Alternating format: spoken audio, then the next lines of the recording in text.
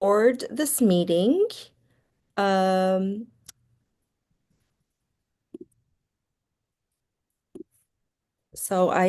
it started recording now. My name is Elif Babul, and I am an associate professor of anthropology at Mount Holyoke College. I'm the president-elect of APLA, Association for Political and Legal Anthropology. And this year, I'm also chairing APLA's event committee. We have an amazing lineup of speakers today. And we're going to talk about immigration and border politics in the US and beyond. And obviously, this is a very timely topic. Anti-immigrant policies and violent bordering practices are on the rise globally, from the US to Germany, Israel to South Africa.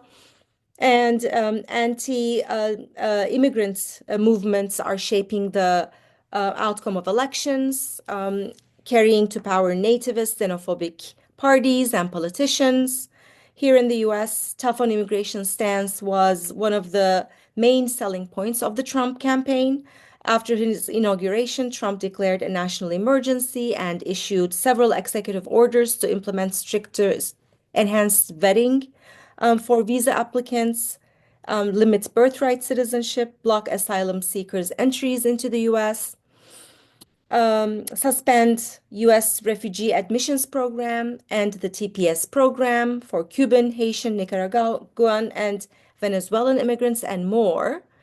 There have been expanded ICE raids across the country, arresting thousands of immigrants. The administration repurposed the Guantanamo prison to hold immigrant detainees, and hundreds of people were deported to Guatemala, Colombia, Panama, Honduras, Ecuador, Peru, and India.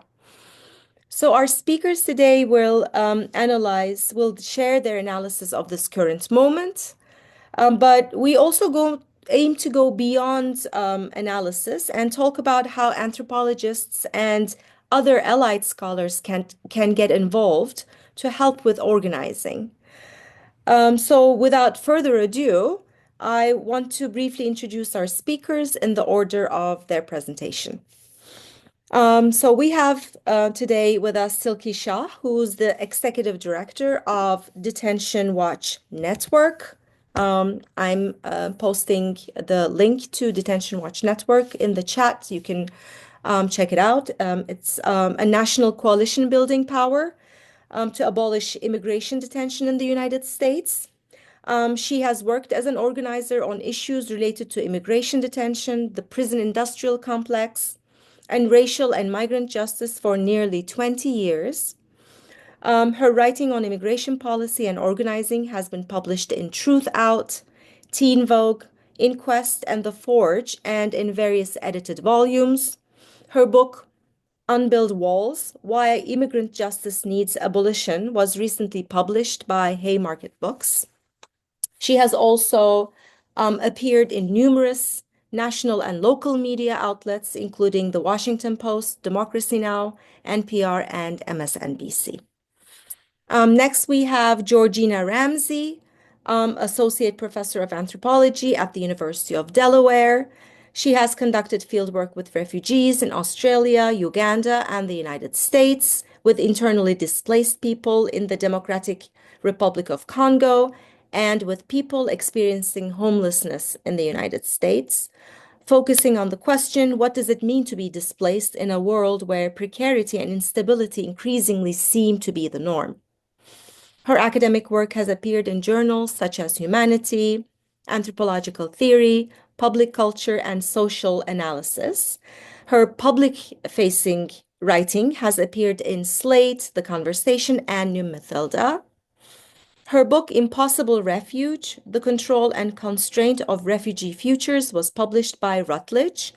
And together with Sindicio Mincy Weeks, Georgina also served as the editor-in-chief of Political and Legal Anthropology Review between 2021 and 2024. After that, we will hear from Bridget Haas, Assistant Professor of Anthropology at Case Western Reserve University. She specializes in medical and psychological anthropology with a focus on U.S. immigration policies, immigrants' mental health, She has worked with Cameroonian and other African asylum seekers in the Midwestern United States. Her scholarship was published in journals such as Culture, Medicine and Psychiatry, Ethos, and Social Science and Medicine. Her book, Suspended Lives: Navigating Everyday Violence in the U.S. Asylum System, was published by the University of California Press. And last but not least, we have Naomi Paik, Associate Professor of Criminology, Law and Justice, and Global Asian Studies at the University of Illinois, Chicago, and a member of the Migration Scholars Collaborative. She works and teaches on U.S. imperialism, U.S. militarism, carceral spaces, abolition, and labor, race, and migration.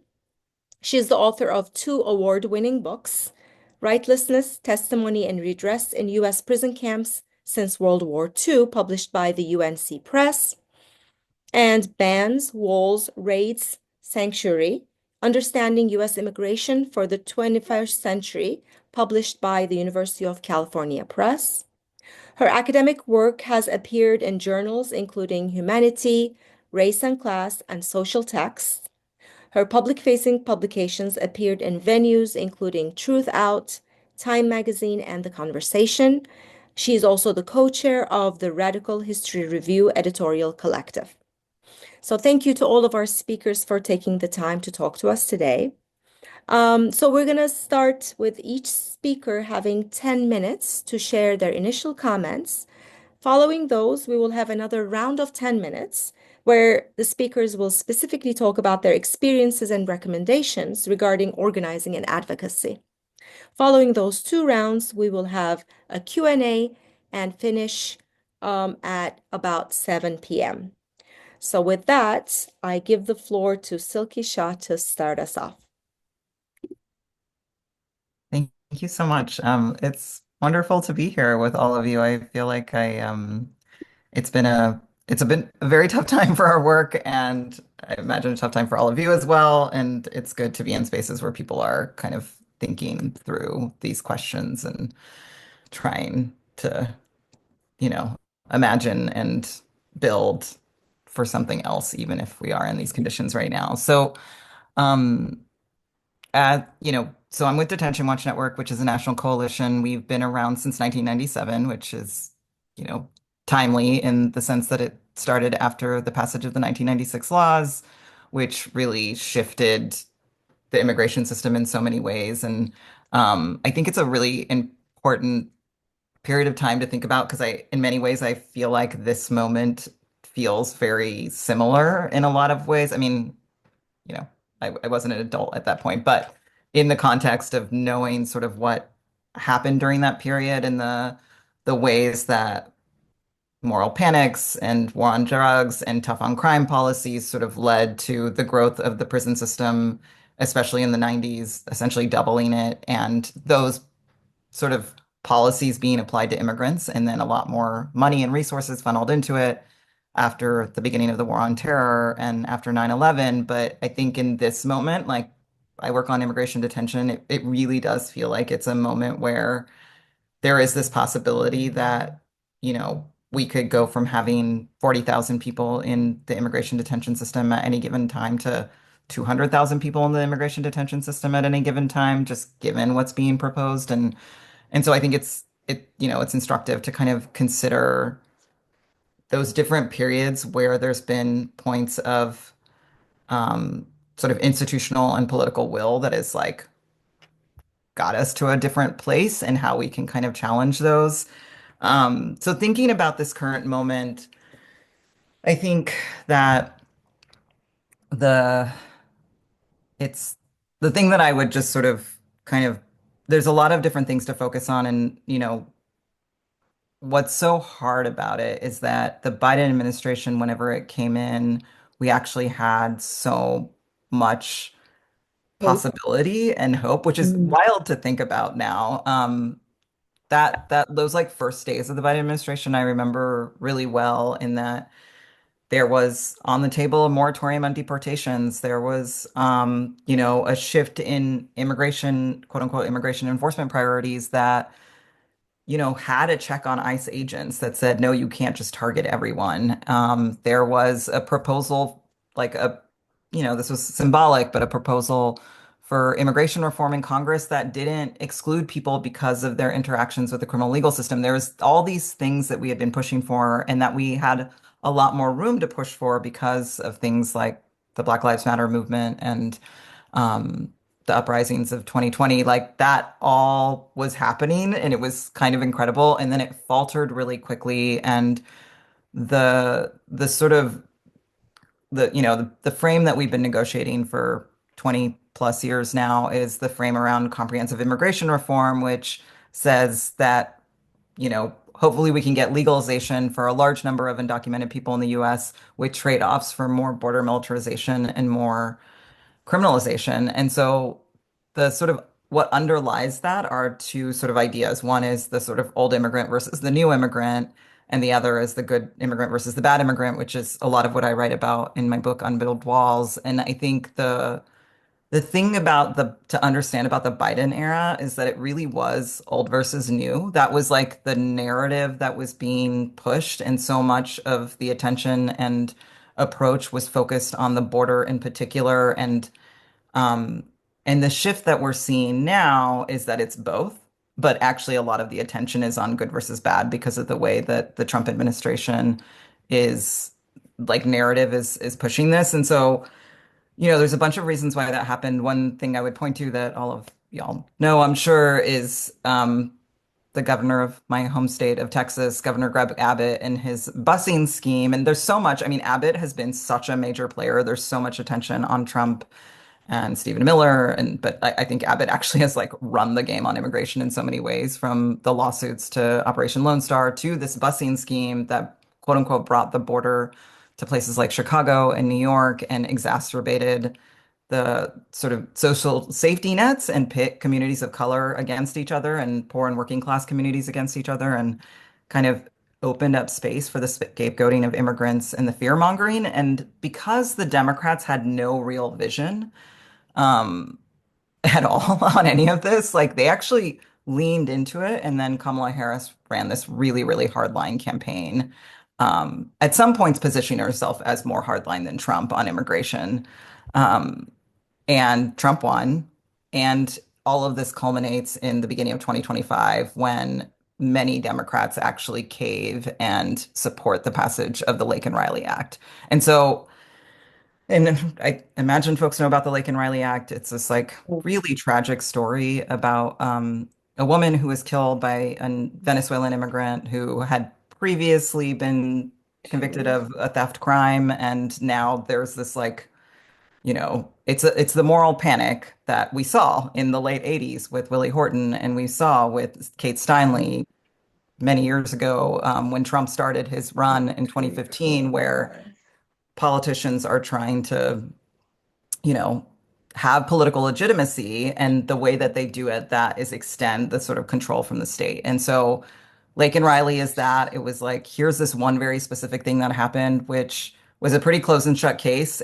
But that we're going to apply now this really harsh policy to broad categories of people and expand mandatory detention in a way that we hadn't seen in many, many years. And actually, how that plays out is still a little bit of a question. Um, and so, I think what's a challenge between now and the 2017 moment, so like right when Trump came into office in 2017, and sorry, I'm jumping around a lot, but the the narrative was so like Obama really pushed a good versus bad immigrant narrative, and that was how he was going to pass comprehensive immigration reform. It failed.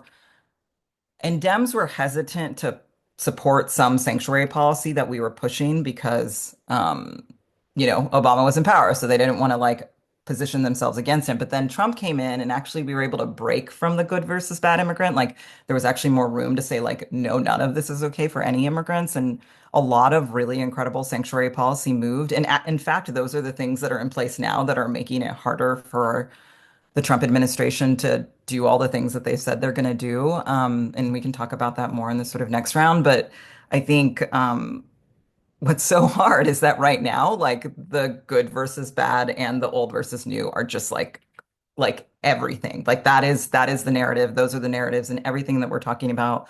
I mean, so many few people are coming across the border. I'm sure other folks can talk about this more, both because of the blocks at the border and because of interdiction in Mexico and other things that are happening.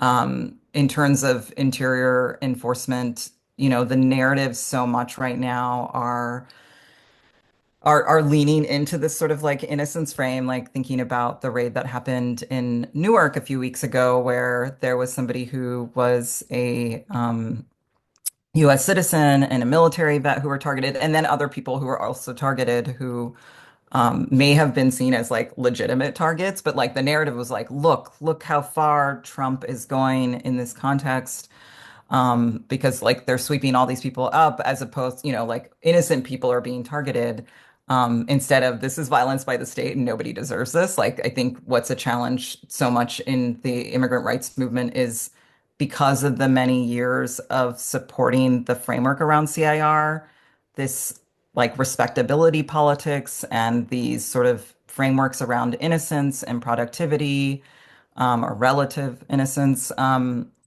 We're kind of the frame, and then the answer, and understandably the answer is like we're not criminals. And repeatedly I think it's not happening as much, but especially last summer, so much of the narrative to combat what Harris and Biden were putting out there was, well, immigrants commit less crimes than US citizens. And there was no sort of acknowledgement of, well, there's like anti-Black racism that sort of underlies that framework that people are putting out. But also the other thing that's happening is that we're just accepting this idea that immigration is a public safety issue. And that's sort of what we just keep seeing, this lie that's constantly told to us that immigration is about public safety and it's about national security, when we all know that's not true. It's about family relationships, it's about labor, and of course it's about seeking refuge. And so I think in this current moment, we're really in a challenging time, to make that case.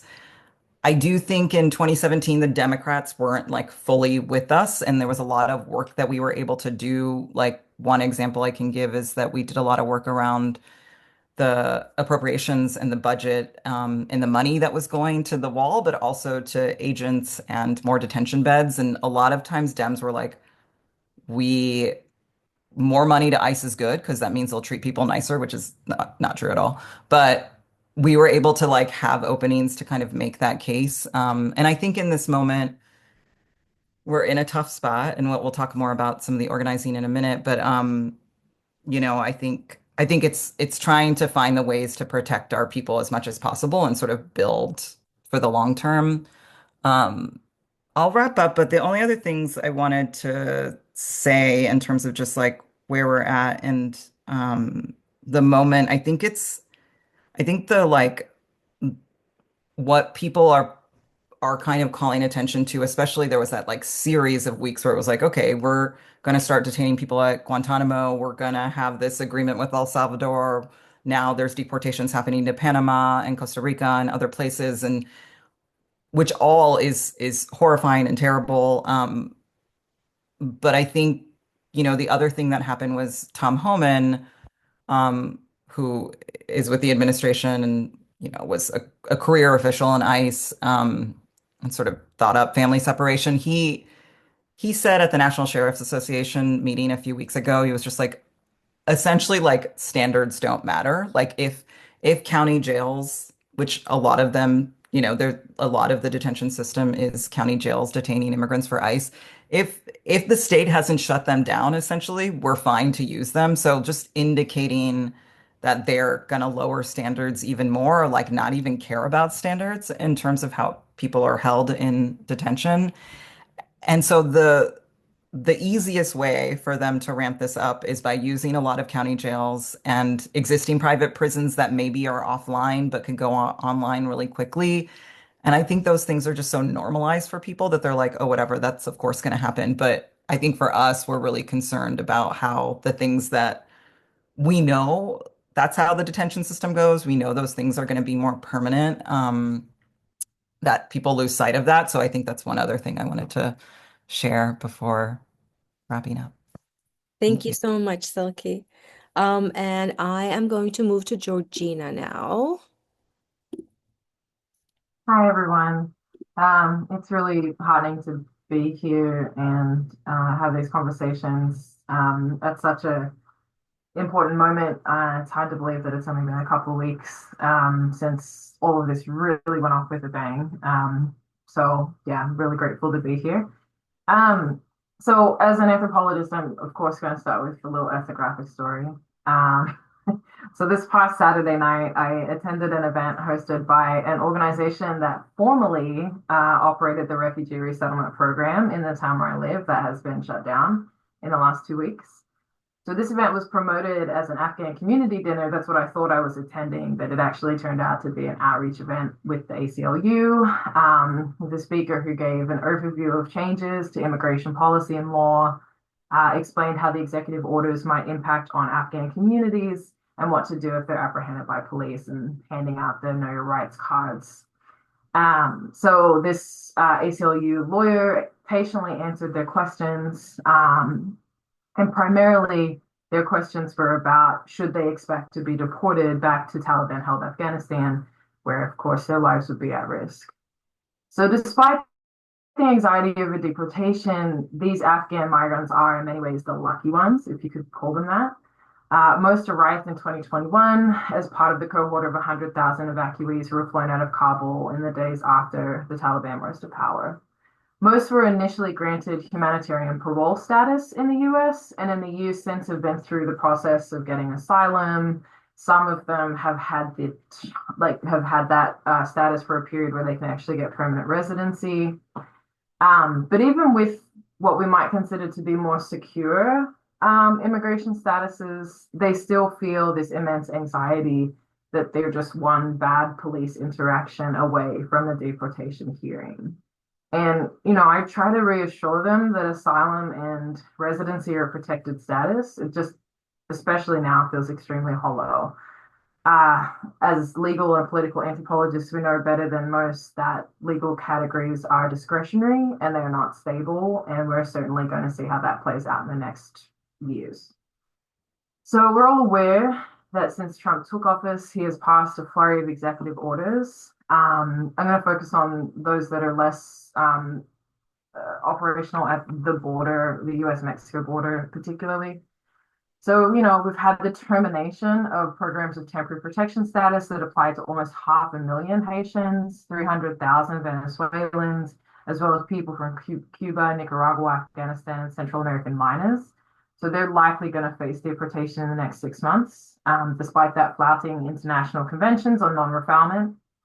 The administration seeks to expand the use of detention and rapid deportations, which is going to drastically reduce the ability of migrants to get legal representation, which was already woefully inadequate anyway. Trump has ordered an audit and review of all NGOs who provide those services to immigrants and that receive federal funding to do so. Almost 50,000 Afghans who were in the process of applying for special immigrant visas have had those applications suspended indefinitely, and they had previously worked with the US mission in Afghanistan. And this whole situation just brings up kind of like a moral, issue, I think, is it's like in some ways, this good and bad migrant that Silky was just talking about. It's like, well, they're the good migrants, right? They help the US in this mission, right? I'm going to talk about this in the second part, but we have to be really careful about how we're reproducing the logics of borders in the way that we're thinking about our work right now. We have to be very, very careful. But also, Trump halted the US refugee resettlement program, and there was about 22,000 people lined up in the next couple of months to basically step on planes, and all of those people are stranded now. So these moves are devastating. I wouldn't call them necessarily unexpected. And what I want to focus on is the question of what is new about the current administration's policies. And I'm going to focus particularly on refugee resettlement because that's the area that I'm most familiar with. And this was formalized into US law through the 1980 Refugees Act. And for decades, it operated largely uncontroversially and it had bipartisan support. And it was the kind of program that was strategically used to symbolize this humanitarian leadership in the global sphere. The US is generous, et cetera, et cetera. So at a peak, it was bringing in 100,000 people every year. Normally, these are people from camps, people who've been in camps for years, if not decades. They had no likely long-term solution. So this began to get problematized, I would say, in 2015-16 through then candidate Trump's campaign for pre-president. It's like a Um, he referred to refugees coming through the program as a Trojan horse for terrorism and Islamification of the US. Despite this, refugees are among the most vetted immigrants in the world. They have extensive security checks, health screenings. Their blood is tested to ensure genetic relatedness to people on their application. Their stories of persecution have to be validated against expert opinions over and over again. And it takes years between applying to actually stepping on a plane if you're lucky enough to get that. So historically, the US has resettled the largest number of refugees each year by a significant margin. And what this means is that the shuttering of the US resettlement program effectively shutters refugee resettlement, period. So resettlement is always the purview of the seated president. They set a ceiling for the annual number of refugee placements, and that kind of signals in many ways like a broader foreign policy objective as well. So during the first term, Trump suspended resettlement, like we've done now. He did reopen it, lowering the number from 100,000 people to 10,000. So this was devastating the refugees, but it also decimated the organizations that provide services. Entire agencies were shuttered, and it was unclear whether the industry would recover. So what's new?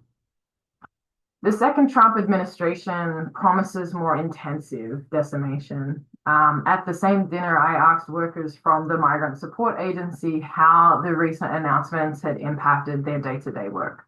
As with the first time, they had anticipated the termination of the refugee resettlement program. What was unexpected was that they immediately received a stop work order, which barred them from providing services to refugees who had arrived already in the US in recent days and weeks. And this has impacted approximately 32,000 refugees who arrived here. So imagine that you've been resettled to a completely different continent, you're unfamiliar with its bureaucracies, you don't speak the language, and you're expected to be self-sufficient without any government assistance within days. And there's an expectation that because of this stop work order, you're going to see even more exacerbated food insecurity among this population, unemployment, homelessness. A part of my work in recent years has been documenting homelessness among refugee families, trying to sort of problematize this idea that the homeless people who need help from the government that are pitted against the migrants are actually the migrants themselves, right? So anyway, it's going to be a tense few weeks and months as we see what comes out of this. So with no operational resettlement, these organizations have pivoted, and I don't know how I feel about this, but they've pivoted to begin working with some of those populations with temporary protection status with the work of basically helping them to go through voluntary deportation. That's what they're seeing as the best scenario for some of these populations, with the full expectation that a lot of people will end up just disappearing into the US interior. But of course, being an extremely removable, deportable, whatever we want to call it, population. So there's also a broadness to this that sometimes gets missed. So the cuts to Medicaid and Health and Human Services funding more generally also has an impact on this organization. They can't do trauma counseling for mental health care. They can't provide community support to pay bills. They cannot provide transportation services, the medical appointments, and casework support is also being affected as well.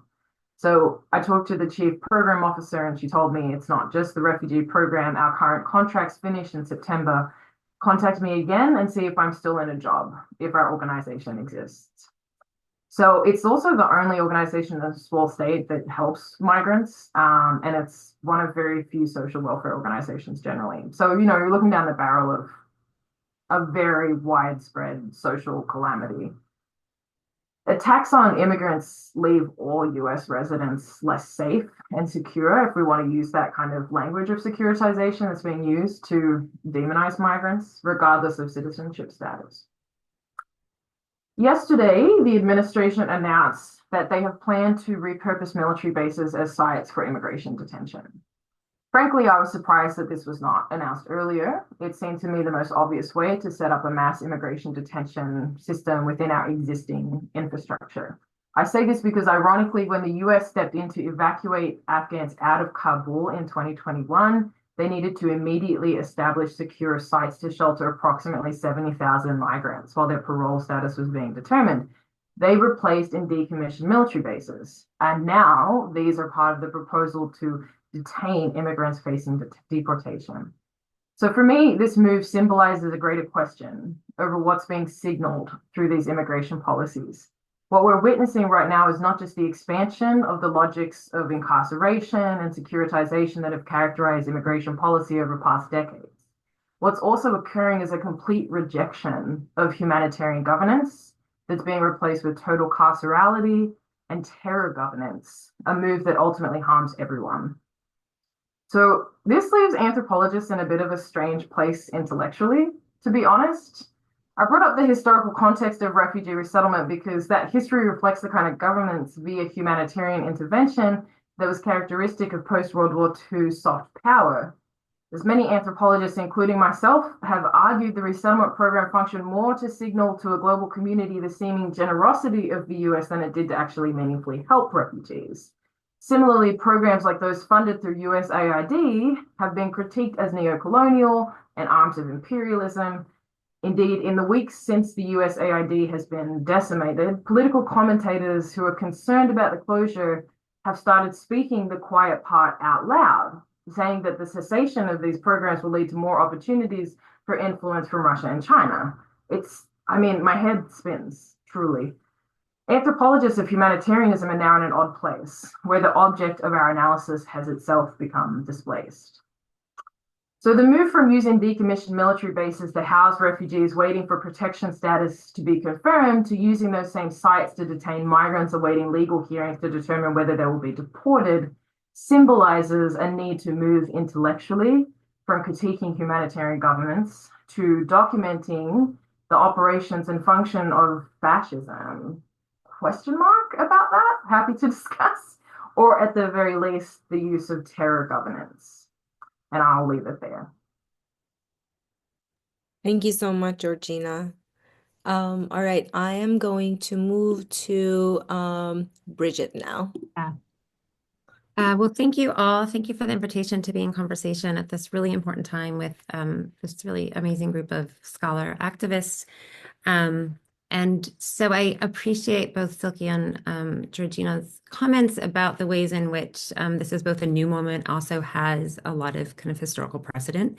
And so my work, I am an anthropologist with specific training in medical and psychological anthropology. And so my theoretical approach really sits at the intersection of political and legal anthropology and psychological anthropology. And so I have been concerned, my research is focused over the last decade on the US asylum system. And I have worked primarily with asylum seekers that enter the asylum process through the affirmative process. So they initially lodge claims with the for the US Citizenship and Immigration Services, which is the putatively or ostensibly the humanitarian branch of immigration. And so often the majority, almost all of my asylum seeking friends wound up in a defensive claim where they were in immigration court. But one of the things that I've looked at is the ways in which the kind of more mundane, seemingly mundane, routinized bureaucratic systems entail themselves acts of violence and constitute forms of violence. So these range from the more overt things that we see, like ankle monitoring bracelets, eventually deportation and detention for some, but also more mundane forms of governing that are themselves technologies of state power. So things like the opacity or the opaqueness, lack of transparency in bureaucratic processes, the weaponization of temporality, so enforced waiting. Currently, the wait time, we have a backlog in immigration court of over 3.5 million cases. That's waiting. So the average time for someone who lodges a formal asylum claim with the US government to get an interview from asylum officers waiting on average 6 years. And that doesn't account for the time, within the 1 year filing deadline that they lodge a claim that they're there, doing that work. In immigration court, that's often another averaging around 5 years. So this is an incredibly protracted time. And what I found in really kind of unequivocal terms is when I talk to people, and I do talk to people who, as Georgina, I think really importantly referenced the kind of instability of these legal categories, and that although the asylum seekers and someone who has a pending asylum claim is protected by law from deportation, but when you talk to people who are asylum claimants, they don't feel that they're protected. And this has really damaging effects I've traced on people's kind of embodied way of being in the world, people's emotional health, people's physical health, but also has really kind of deep ripple effects in terms of transnationally embodied for people in countries of origins who are waiting for their families and who are separated for sometimes decades. And so this has always been, I think asylum has always been about enforcement, and there's always been a tension between humanitarianism and humanitarian imperatives and national security efforts since its inception in 1980, and particularly as Silky took us through, there's still the kind of hashtag of Fix 96 and everything that put the deportation machine in place throughout these past decades.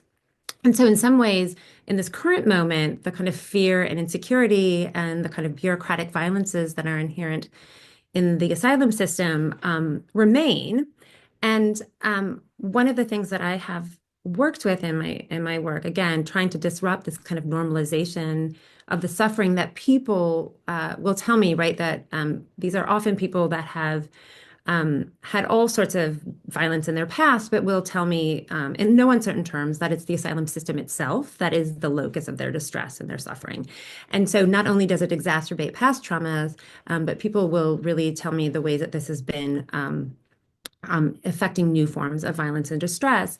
And one of the things I think is really important to underscore in that is that, and I know others on this panel have written richly about this as well, but that, this is not this kind of uncertainty and fear and the sense of liminality or, what Arjuna Potterai calls this kind of capacities to aspire, the kind of lack of capacities to aspire, are state produced, right? These are not inherent to the process of displacement or to migration or mobility, but that these are actually very traceable to bureaucratic processes that kind of entrap people in these really kind of painful and onerous processes. And so one of the things in working in a so-called interior site or a non-border site, there are really procedural differences in what I've been looking at with affirmative asylum or claims that are lodged in St. Paul, Minnesota, or in Cleveland, Ohio. But this is part of a larger process of kind of the degradation of the asylum system overall. I think that is happening, again, continuing over administrations, but really reaching this just kind of really egregious point with Trump. And this idea of, I think that both Silky and Georgina have already talked about in terms of this really being the kind of language of, we even see it with our the names of the executive orders about invasion, right? There's a Senate bill in Ohio that's an anti-sanctuary bill that's called, Saving Ohio Communities, as if migrant communities who have been in Ohio for 40 years are not part of communities, right? So there's this really weaponization of this supposed binary between citizen and migrant that's happening. And so one of the things that, even though the processes for asylum and procedural process policies are different in these kind of interior sites that away from the border, it's impacting in both large and small ways the asylum system for people in these sites that are far from the border. And so part of that has to do with just the larger, I think, narrative that has really over years of priming, really extended the asylum system as a form of border enforcement rather than a kind of humanitarian protection. And so again, there's always been that tension, I think, since its inception. But the way that this has been framed and the way that this is talked about, there's a real kind of villainization of asylum to the extent that it's proxy language for people that shouldn't be in this country in the first place, right?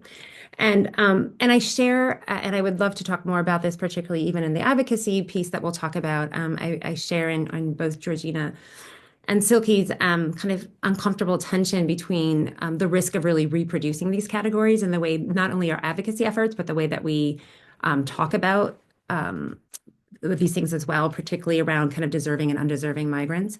And in my study of the asylum system, this is exactly what the asylum system is doing. It's producing migrants as either undeserving or deserving in this way.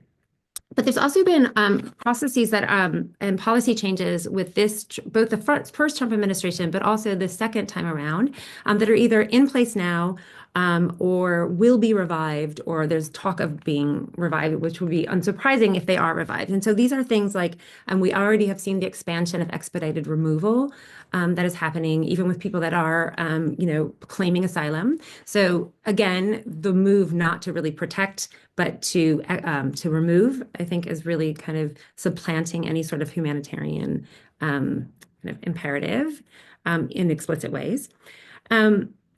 Getting rid of and kind of narrowing the parameters around what asylum seekers can claim for a special for the protected grounds of membership of a particular social group. So, for example, in the first Trump administration, we saw the removal of grounds for domestic violence, gang-related violence, and so this allows the state to say that they're still upholding the Refugee Convention by allowing asylum seekers, but narrowing the bar for that. The increase in denial rates for asylum is pretty astounding. This ranges all over the country. This is truly what people have called this kind of refugee roulette, right? So you can be up in front of an immigration judge that denies 89% or that denies 60%, but overall, this is hovering around 65% nationally. This is higher for some groups. But overall, this is a system that is denying more people asylum and granting them. With the removal of TPS, particularly for our Haitian and Venezuelan communities, there is some talk with legal experts that asylum may be an alternative path, which will then only increase the backlog with this and then create these kind of ripple effects and this form of violence against more and more people. Smaller things like increasing bail bonds for people that are detained while their claims are denied. So in Ohio, we've been monitoring where people will have they'll be detained while their asylum cases are being adjudicated, and they have a $10,000 bail bond, which is, of course, unreasonable, right? And that's exactly the point. Increased detention, and then I will just say, and maybe I'll end there, and I can talk more maybe in the advocacy section. But one of the things when Trump was reelected, I was kind of flooded with calls from asylum-seeking friends asking this question. I think that Georgina spoke to with a refugee, right, or an Afghani with protected status. Asking like, am I going to be deported? Am I, does this mean the end of this? And, I've talked with lots of legal scholars and immigration attorneys here that say that, asylum is safe for now. But again, the fear is a kind of tool of a biopolitical tool that is exactly the point. And so this is something I think that is what I see in this contemporary moment really heightened. We saw that in the first Trump administration, but I think the sheer kind of unpredictability and this governing through fear and uncertainty is something that is certainly palpable within the communities that I work. So maybe I'll stop there and then can move to Naomi. Great. Thank you so much, Bridget. And we're going to move to Naomi now. All right. Thank you all so much. Thank you to Elif and the APLA for bringing us together. And thank you all for being here and to our co-panelists. I guess I'll just say real quickly, I think for me, one of the things that I've started doing is I no longer use the terms refugee or asylum seeker or asylee anymore. I just use migrant because I think that kind of refusal of relying on state-based categories, which are not just neutral categories, but they're always placed in a hierarchy, is part of the way that I'm trying to move away from reproducing those logics and frameworks. And I think also doing that might help with some addressing some of the issues that Bridget and Georgina have brought up around our assumption that asylum and refugee policy is actually about humanitarianism at all, which it never has been. It's really about racialized politics of empire. And so it really can't be extricated from that history, whether it's the Refugee Act or if it's the establishment of UNHCR or the different policies of UNHCR over time. So those are just some things that I've been thinking about as you've been talking. Um, so I'm just gonna say what I'm gonna say. I feel like pulled in many directions, so I'm just gonna go into it. So, here we are again, right? After a short break from round one, which was punctuated by a global pandemic that killed millions of people, disabled millions more, and compelled us to shelter in place. So we are facing a very different conjuncture today than we were in 2017, as Silky was mentioning. The terrain has shifted so much, and in many obvious ways, we've lost a lot of ground from which to wage a long haul fight, much less the kind of emergencies that keep coming at us. So, Silky, you have done so much work to elucidate kind of the big picture changes in the political conditions of organizing at a national scale, with liberals and the Democratic Party becoming increasingly right-wing, buying into and shoring up the narrative of migration as a national security and public safety concern.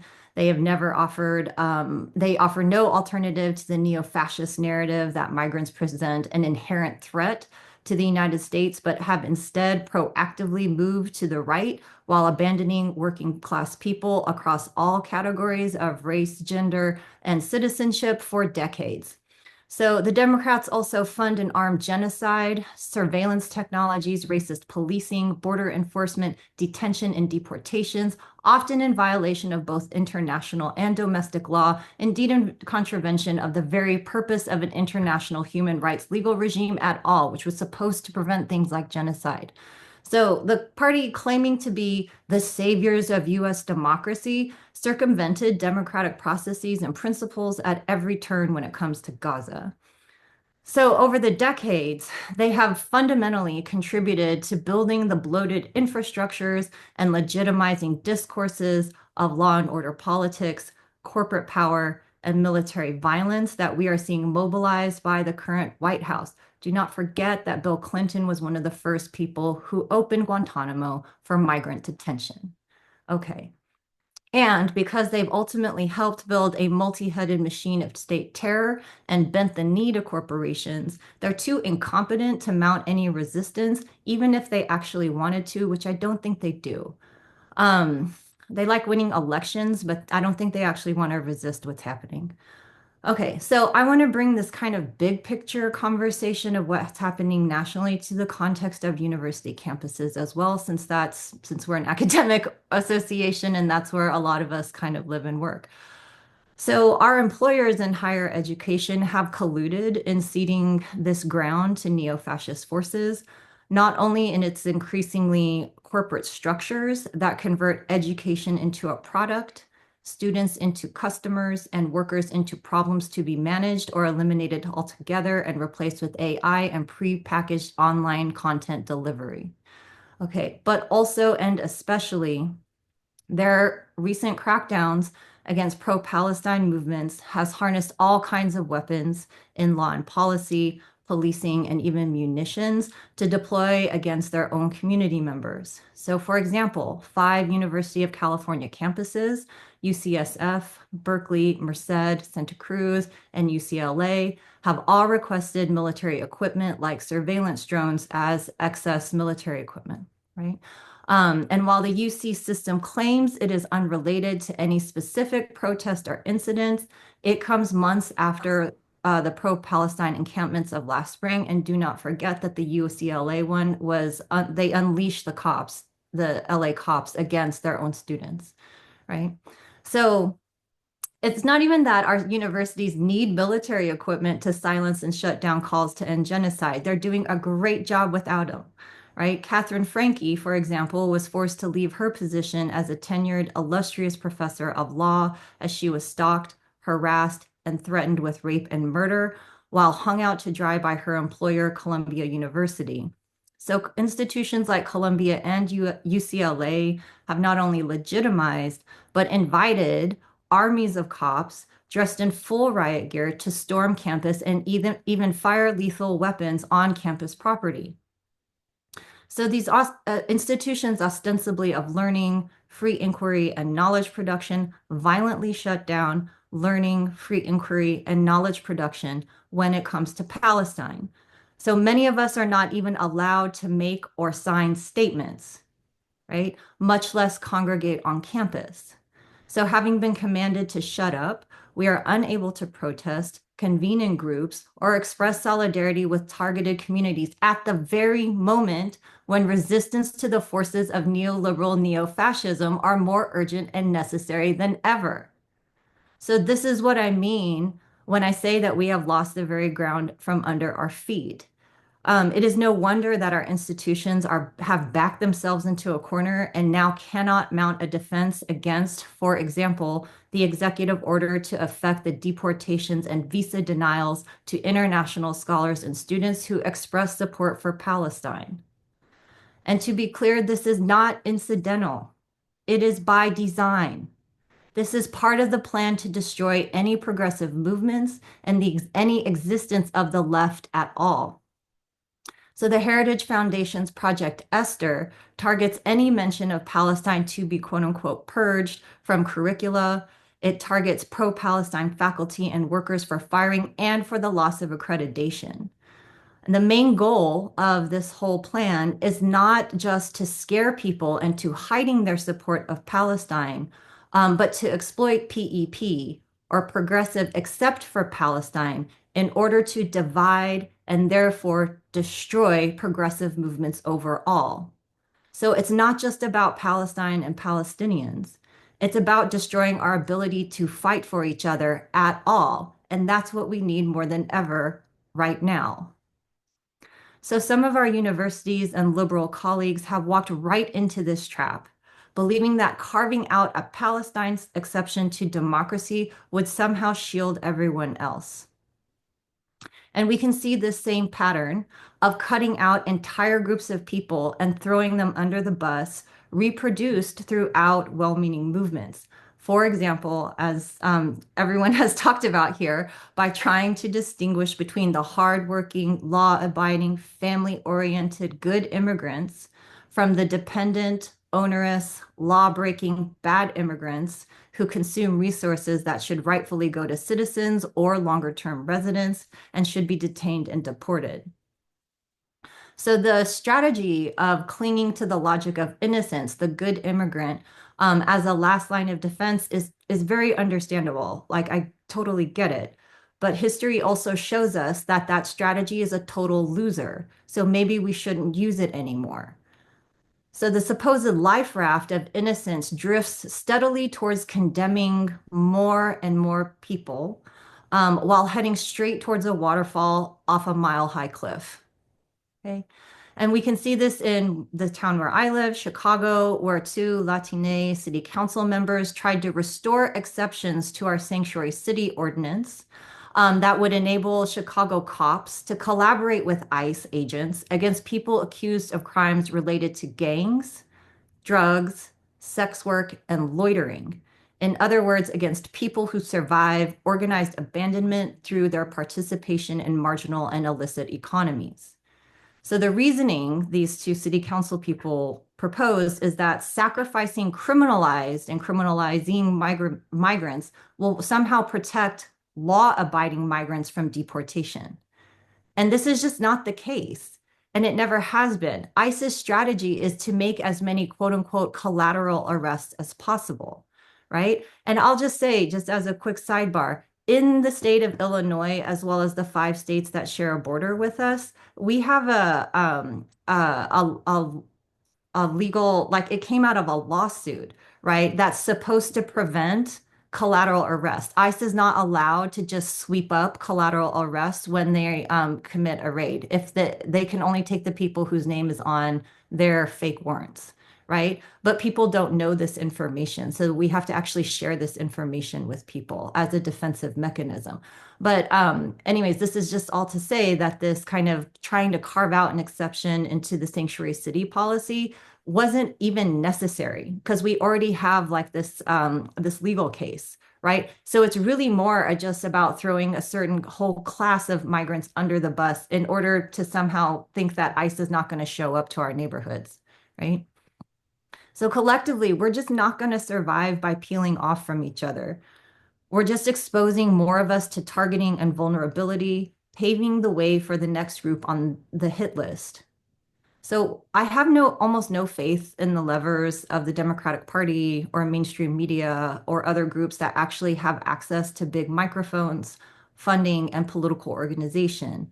I have slightly more faith in higher education institutions, if only because our very existence is under attack, even if it's starting with certain sectors. And I think I'm also influenced by this because I work at a place like the University of Illinois at Chicago, where we are a minority serving institution. Like everything that they're attacking is like attacking the very core of what we do and who we are. So I think our administration might have some more openings to work with them than maybe some of my colleagues in more hostile situations.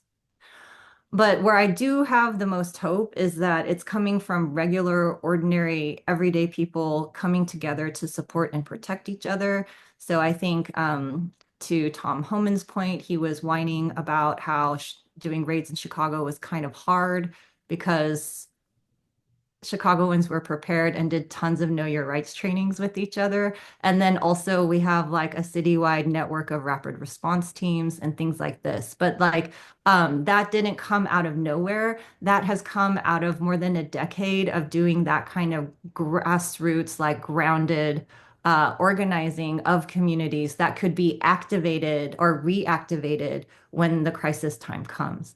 So I'm going to stop there so that we can go to the next round, which is the one part that I'm more interested in. Okay, thank you so Great. much. Thank you so much, Naomi. So I'm gonna circle back to Silky for the second round.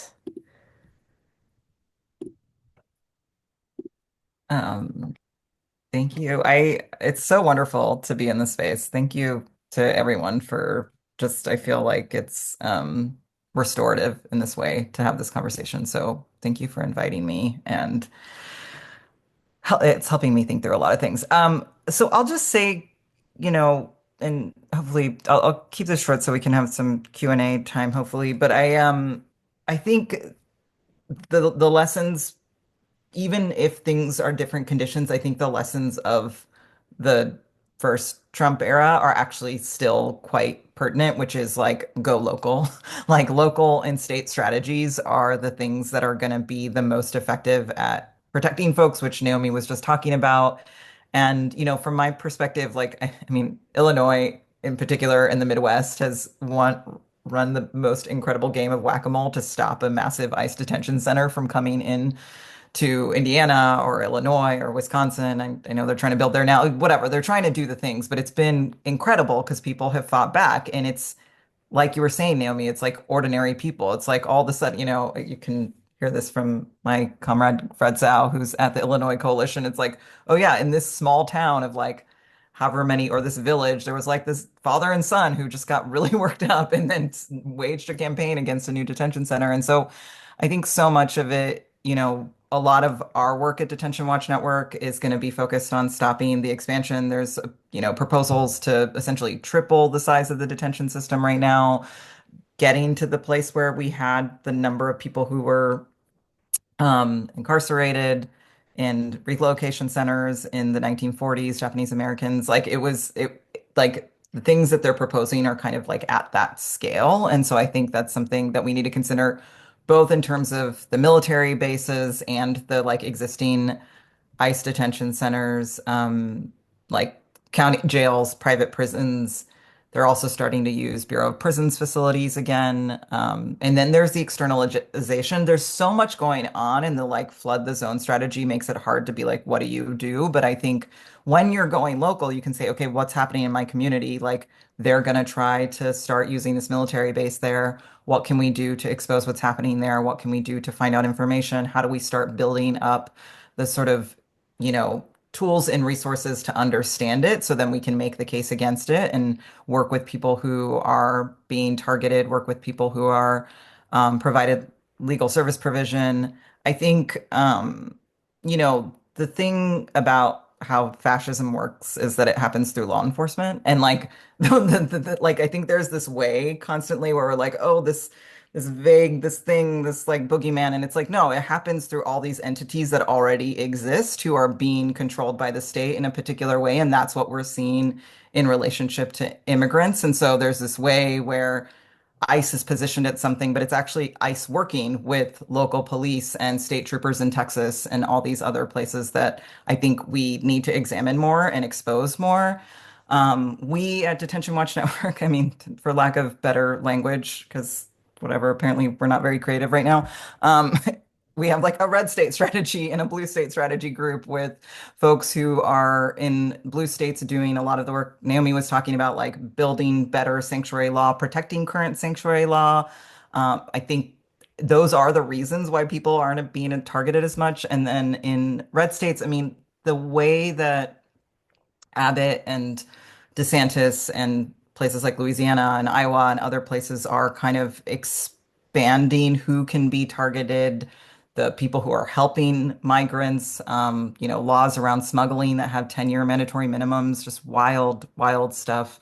And kind of like taking hold of the state criminal legal system to target immigrants, I think needs to be exposed. Again, law enforcement is how this happens, and the criminal legal system and carceral state is how this happens. And so making sure, I think the good immigrant versus bad immigrant lends itself to kind of, you know, reinforcing this idea that law enforcement and what they're doing is something that's necessary. And so we have to break from that in everything that we do.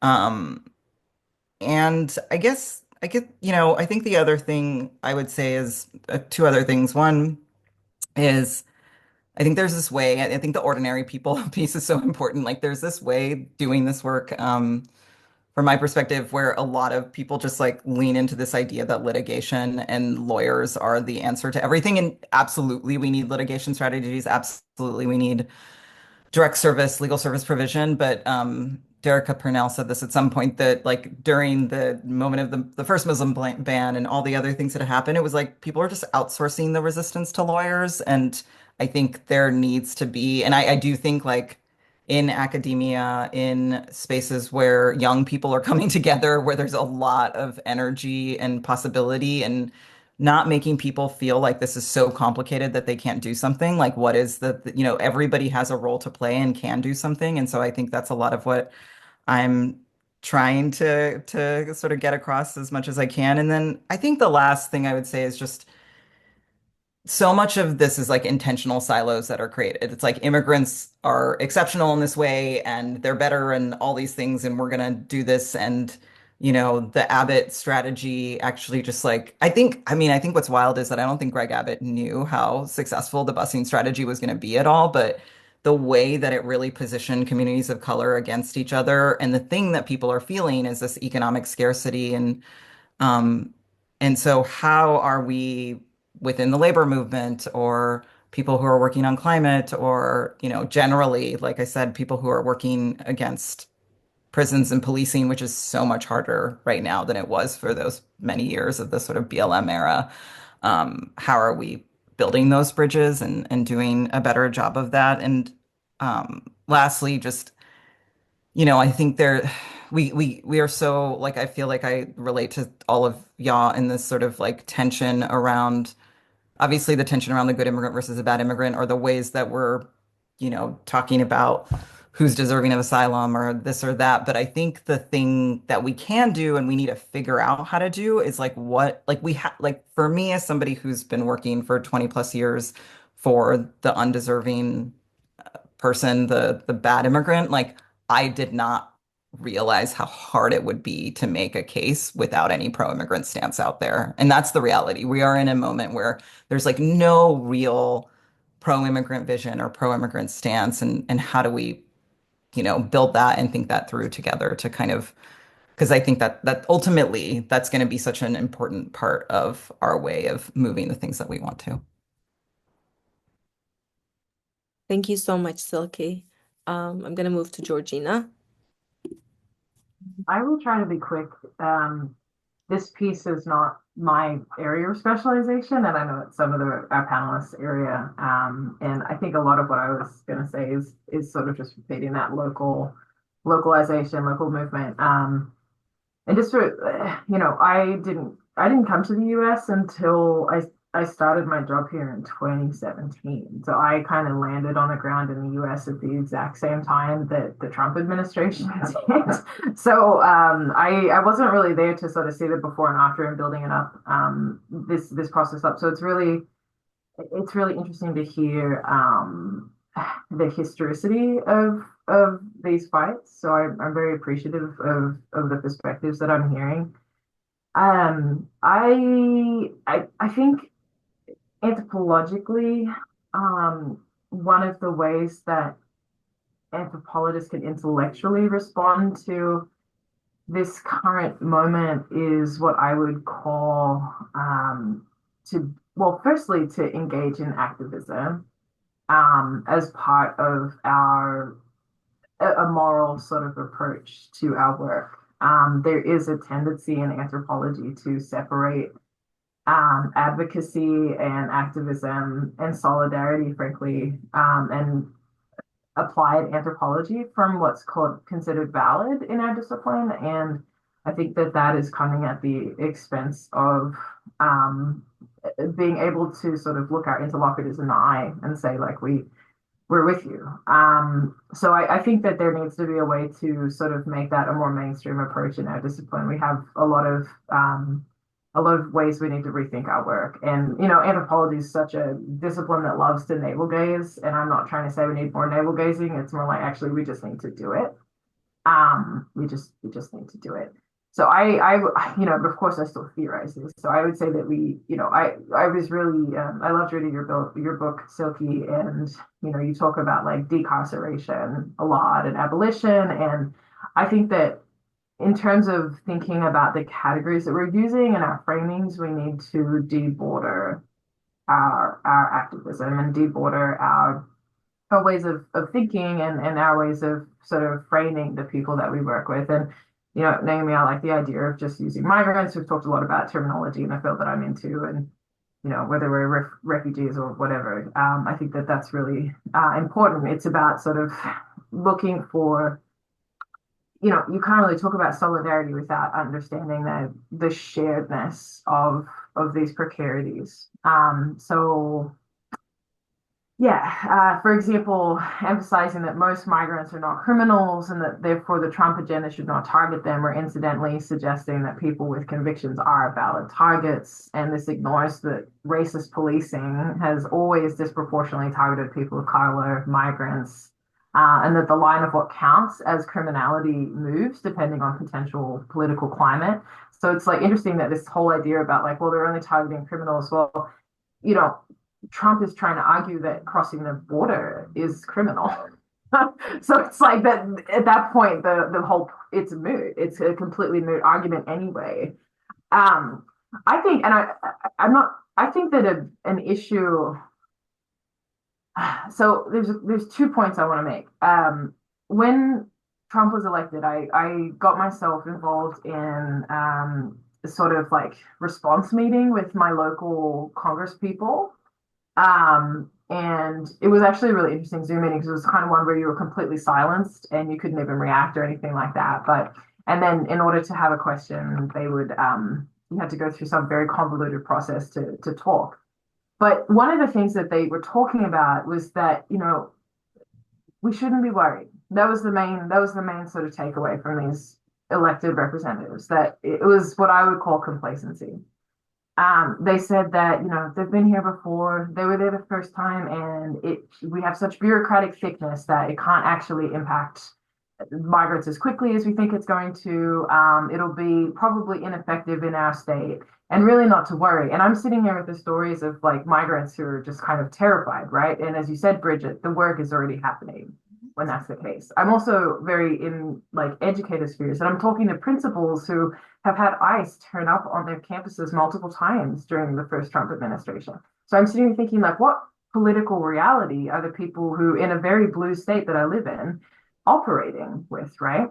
So then, we of course ask the question, well, what should we do to support these communities that we're trying to serve? And they said that, well, they need to get lawyers, right? That's the answer. So thinking back to Silky, what you're saying about this, like, resorting to the legalization, right? And I kind of like, I put my hand up eventually, and when they were speaking, I'm like, so how are they getting lawyers? Like, where are these lawyers? How are we paying for them? And it turned out that in my state of Delaware, there are no pro bono legal options for migrants, none. And this is a problem, right?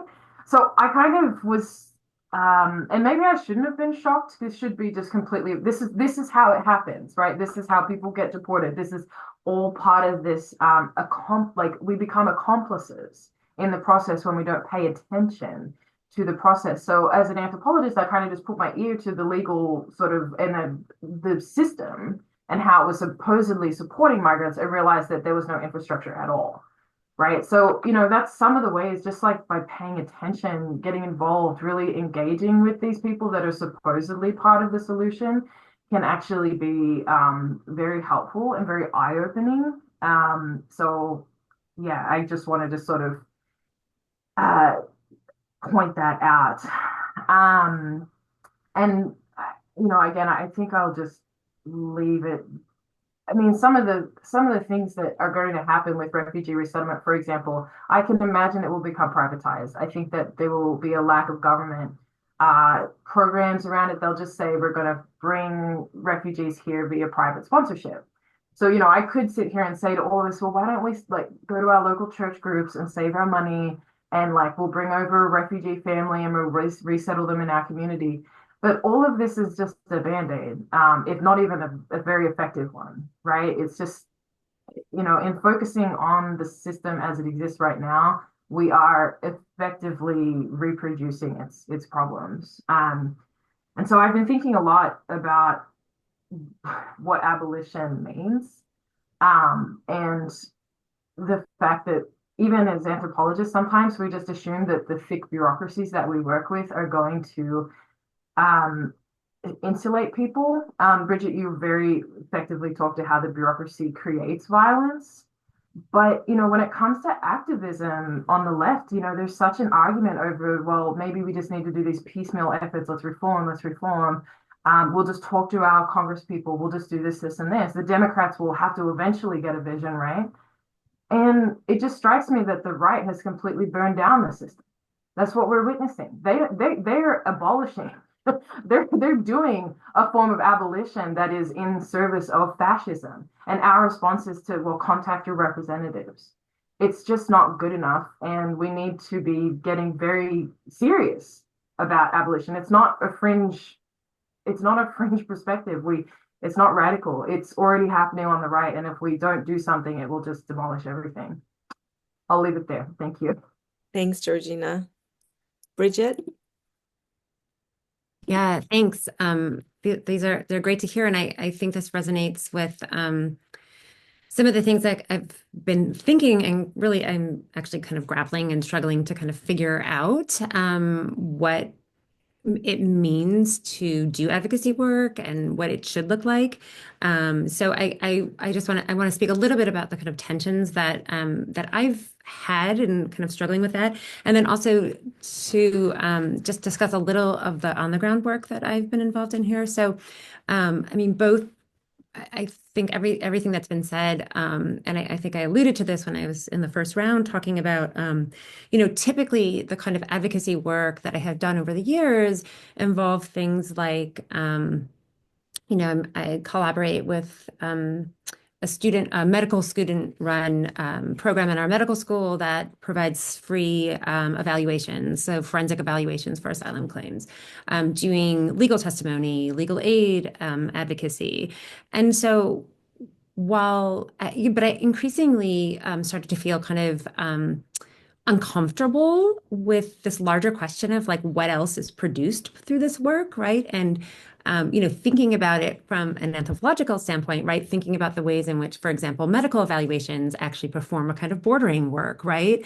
Or that really what helping to kind of translate or to kind of script narratives into something that will be kind of rewarded, right? In an asylum case, really, I think my discomfort came when I was really reflecting on that was a really kind of way, as I kind of alluded to before again, this kind of reproduction of this kind of deserving, non-deserving, right? So really playing, like really kind of working within these categories of let's play up, this aspect of asylum seekers' experience so that they'll be deemed kind of more worthy. Again, it's that frame of kind of innocent, right? A true refugee versus, this kind of the wrong, not to be seen as a wrong kind of refugee, right? And while ultimately this was helping people gain status, right? And helping them achieve this kind of really needed existential security for people that I came to know and really care for, I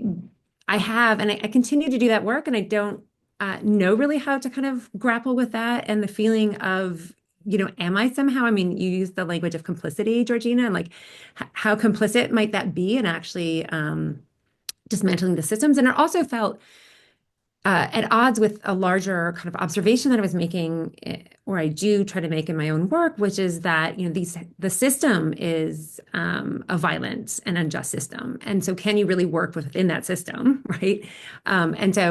So I have found the work that Silky and Naomi and others are doing around kind of abolitionist thinking, I think is really important. And I guess this is still a kind of question that I'm grappling with, but can you do that work and the piecemeal work, or is the piecemeal work kind of reproducing the system that you're ultimately trying to work against, right?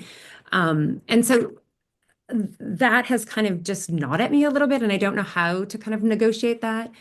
But really kind of doing some deeper thinking about particularly my role as an academic and what that kind of advocacy would look like.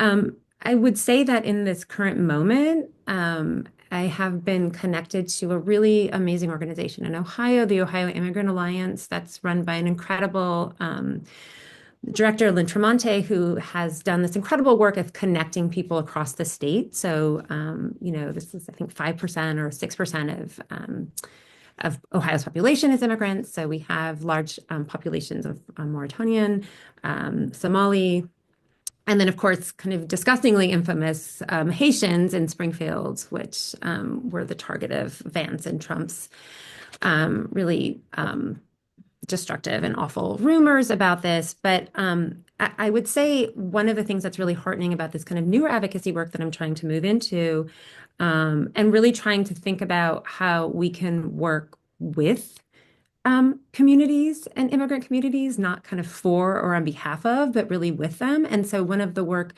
of the Ohio Immigrant Alliance has really been to connect people from legal backgrounds, from academics, researchers, with people that are have grassroots movements on the ground. So the Mauritanian networks, the Haitian community networks. And so it was very heartening. I was on a call with multiple of these groups last week, and the leader of the Haitian community in Springfield, Ohio, that was the target of all of this, said something to the effect of, that we refuse to make ourselves small. And it was really heartening, and recruiting then people who have the privileges, like me, of citizenship and of whiteness, right, to kind of move in solidarity with the organization. So we've been doing a lot of kind of local movements, as both Silky and Georgina have said, right, and trying to get ahead, for example, of jails or other detention centers that might be extending new ICE contracts, right? And really trying to work with local communities to make this a kind of we issue, not a migrant, like these are good migrant issues, but this is a community, like we don't value this in our communities. We don't want this in our community. So, where those inroads, might be, I don't know, but that feels like more kind of accompaniment as praxis kind of work, right? Where we're really trying to engage in that. So to do those things, I mean, a lot of it also is just this rapid response, know your rights, which feels like empowering in the sense of, moving from a um, kind of frame of victimization to one of really rights bearing that I think has been really helpful for people as well. But so those are kind of the issues that I'm kind of grappling with about this kind of work. But I do agree, right, this idea of moving local and in solidarity. And I don't know if people are familiar with, I know that this local Ohio Immigrant Alliance has been working with ASO Communications, put out a messaging guide around immigration. I can put it in the chat if people are interested. And I think that particularly as academics, we can think about kind of the potential problematics. But one of the things that resonated when Naomi, you had talked about refusing this language. I mean, that's one of the first things they talk about is, changing, like not using immigrant, not using refugee, not using asylum seeker, but replacing that with language like people seeking safety, people with the courage to seek a better life, right? Like really trying to change those narratives.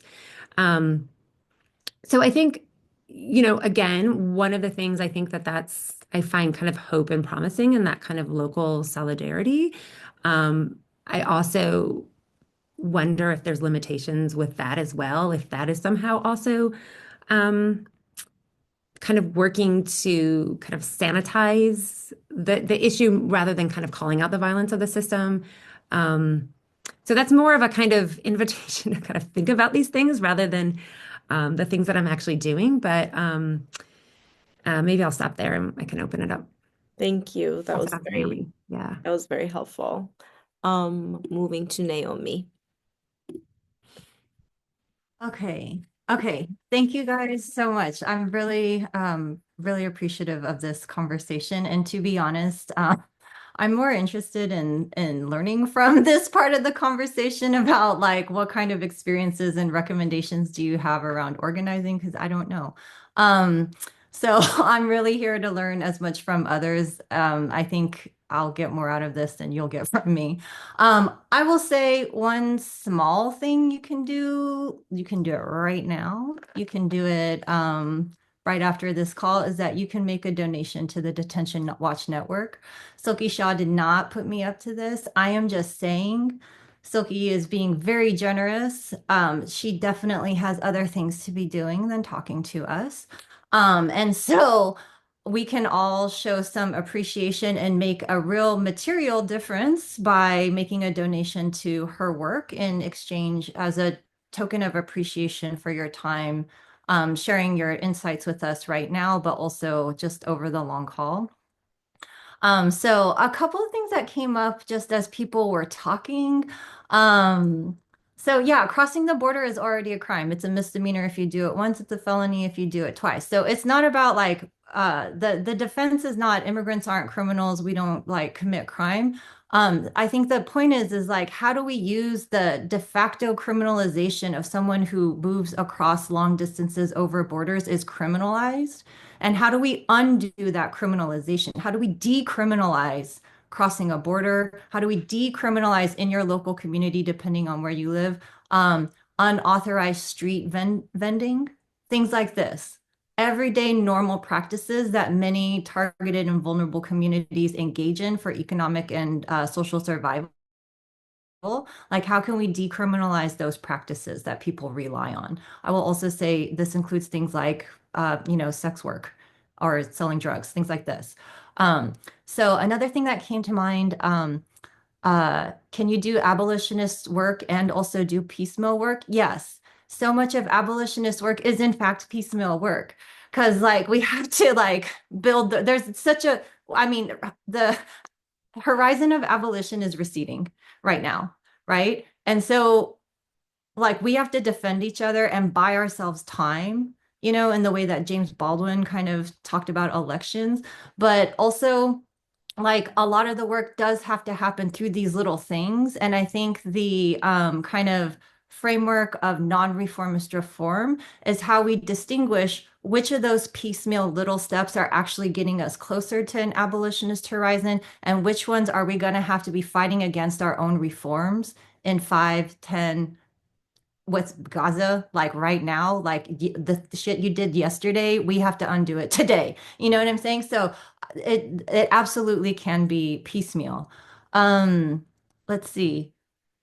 Okay. On the point about how to work with communities, not for or on behalf of communities, I want to point your attention to this book, co-authored by one of my colleagues in also with his graduate students. He used his ethnographic methodologies class to start this project, which was, I'm not going to go out to organizations and be like, can I study your organization? Because they already know what they do. That's not what organizations need. Instead, they went out to organizations and said, what research needs do you have? How can you mobilize our very specialized skill set to get the goods that you need? And so this book talks about different kinds of lists, gang databases, and then like kind of terrorist watch list kind of things, right? But they were doing things like getting FOIA requests, you know, and doing other kinds of research work that was really important for these campaigns to erase the gang database and things like this. So it's a different kind of model of activating our nerd work in service of movements. So it did both, and it both documented what the organizations were doing, which is very helpful for other organizations to learn from, but they were also working in service of organizations. And I think that's a really wonderful model that I would love to see us kind of reproduce. One idea, I was just talking to a homie about this, and he was like, wouldn't it be so cool if we had research clinics at all of our universities in the same way that law schools have law clinics, like immigration law clinics? Anyone can come in off the street and be like, hey, you know, my building is run by an asshole. Like, can you do some research on like all the complaints by this one landlord or something like that? So, you know, I think these are all just different ideas about how we can activate our kind of nerd work. Um, I'll say that for myself. You know, I get to live in Chicago, so I'm in a very privileged position in terms of all of this. There's organizing and people on the ground helping each other survive like everywhere, which means that there's lots of opportunities and avenues to jump in and help out like basically everywhere I turn. I think I'm trying not to take that for granted. And I've also have been learning so much more since I moved here than I have in a long time, right? It's like very quick learning. And I've been in touch with folks in much more hostile and isolated places where the conditions are much harder, and even they are still working together and getting work done. Um, so I'll say for nerds who are looking for somewhere to plug in, the Sanctuary Campus Network is now off the ground nationwide, and it's working to facilitate local organizing for sanctuary campuses. So it's not about just like declaring some, like writing statements and declaring things, but actually like how do you help protect your people where you are located? If you're in an isolated place, who else is in your state or your region? How can you posse up and help each other? How can you do research on your own state's laws, et cetera, et cetera? So we're also, we've been trying to collect and share resources and strategy to help distribute labor instead of replicating it. And we're trying to help folks find each other by region, state, city, and university, which is especially helpful for people in those more red states. So I would say if you're looking for something to jump in, that's one place you can jump in. It doesn't have to be that place.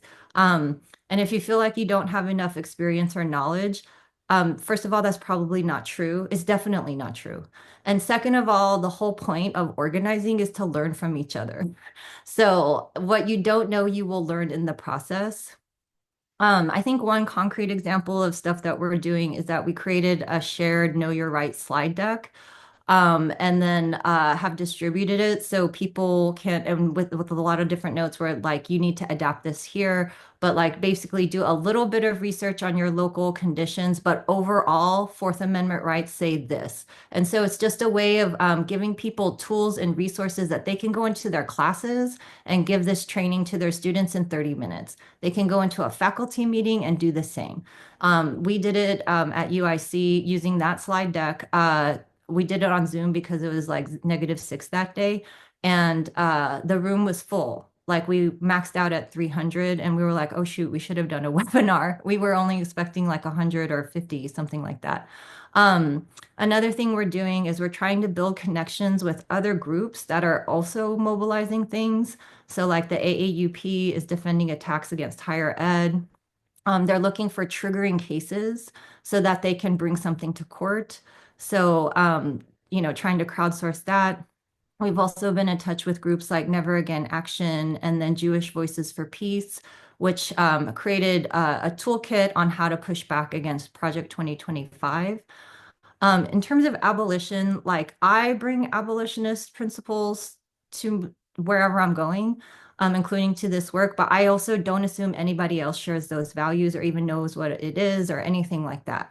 I think we're not going to share the same politics or goals. We're not going to agree on strategy. We're going to annoy each other. You're going to piss me off, and it's going to be okay.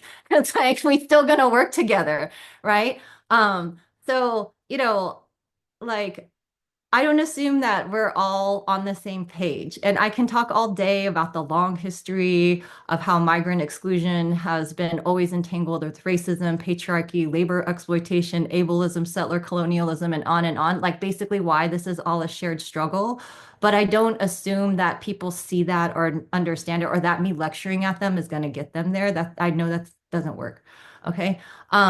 So I'm hanging on to the fact that what's bringing people in and what's activating people is that it's unavoidable. We are in an unavoidable necessity that we have to work together. We are not going to get through this alone. And that means fundamentally, we're going to have to figure out how to work across differences, annoyances, and in solidarity with each other to, again, buy ourselves time. And then I'm hoping that in the process, we can be mindful of in those small local spaces of creating the world that we actually want to see in the world. So like when people are being annoying, like showing some grace. When people mess up, again, showing some grace. When, like just being kinder to each other, really paying attention to accessibility. Like some of our disabled homies have really called us in and compelled us to be more mindful about like how can you hear things? Do you need closed captions? Like all of these things. So building that world in our small spaces now, like even on our just weekly meetings, I think that has been really instructive for me. Again, I'm learning so much, but I think it's also reproducing the world that we want in that small space. So I also think, I think ending with Miriam Kaba is always a good idea. But I think hanging on to her insistence that hope is a discipline is really key because it really does require discipline to practice hope every day that the world can get better. To actually believe that and move through the world as if that is already true is really hard, right? But and it totally makes sense to feel the full range of your feelings of despair, etc. And even still acting as though we can do this and we can change things if we work together. I think I will say a couple of other things that came to mind. Please don't line up in a circular firing squad. I'm already seeing that a lot, and it's a little we just like never seem to learn like how not to do that. Um, Another thing is there's this wonderful project called 1 Million Experiments. And one of the things that's come out of 1 Million Experience, well, it's a film, it's a podcast, and it's also a website. It's like a repository of little experiments that people are doing to keep each other safe and to build an abolitionist world on their own. And again, it's just ordinary people working where they are, even on the street corner where they live, to build a better world. But I think one of the big lessons that have taken from that project is that don't be scared of failing. you have to try. And I think that fear of failure, especially for us as academics, because like we're constantly kind of coached not to fail, but you have to be willing to fail and you have to be able to try.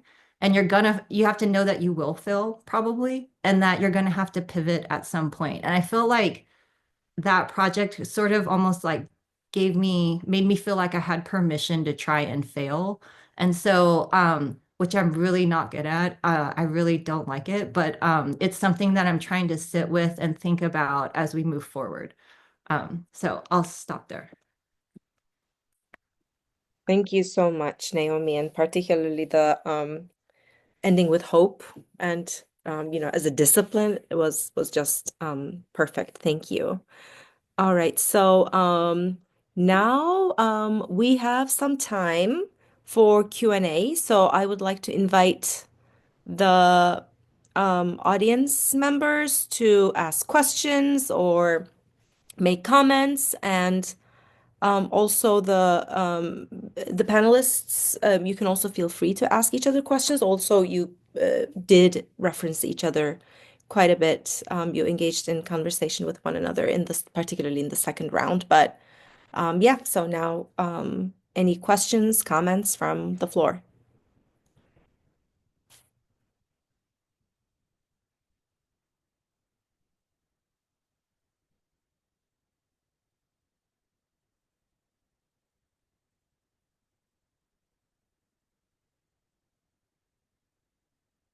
Okay, we have a question from Malai. Hi, everyone. Thank you so much for this conversation. I really do appreciate it. Living in a red state myself, it's refreshing to be in a space to have these discussions. I wanted to ask a little bit about how, what your experiences have been with your university administrations and their responses to this political moment. I'm at Arizona State, and I think there's a kind of clear sense from our university administration that they're trying to walk a tightrope of, wanting to both do what they can to protect, students on campus, undocumented students. We're a Hispanic serving institution, but at the same time, not wanting to do so through any public demonstrations of solidarity, which are, I think, desperately needed because they don't want to, quote unquote, put a target on our backs. That's, I think, been an unspoken agreement between ASU and a couple of other universities in Arizona. And I think that's made the work of solidarity, especially with our undocumented students, difficult. It's made many of us in the faculty, many of our colleagues, kind of be afraid of being able to signal anything too publicly, being able to reach out to students, and I'm seeing a kind of really disheartening silence in my institution, and I'm wondering that's coming straight from the top and then kind of percolating down in our respective schools and departments. And I'm wondering how you've negotiated that. What has the response been of your administrations, and what kind of space you've managed to create in your respective institutions? Thank you. Thank you, Malai. Would any of the speakers like to take that question?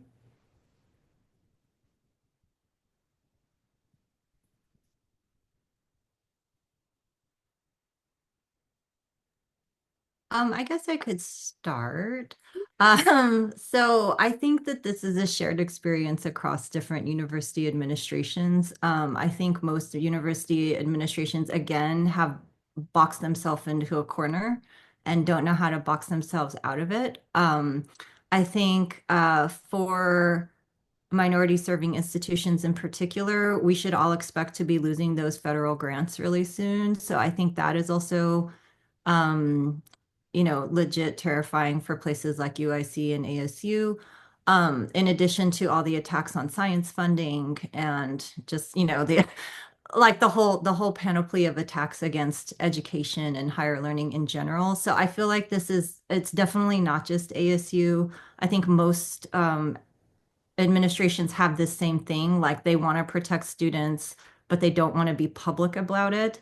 And so I'm wondering if we can kind of collect the knowledge in this room too, but thinking about strategy, I'm not sure where I've land completely on like this public demonstration of solidarity in this moment.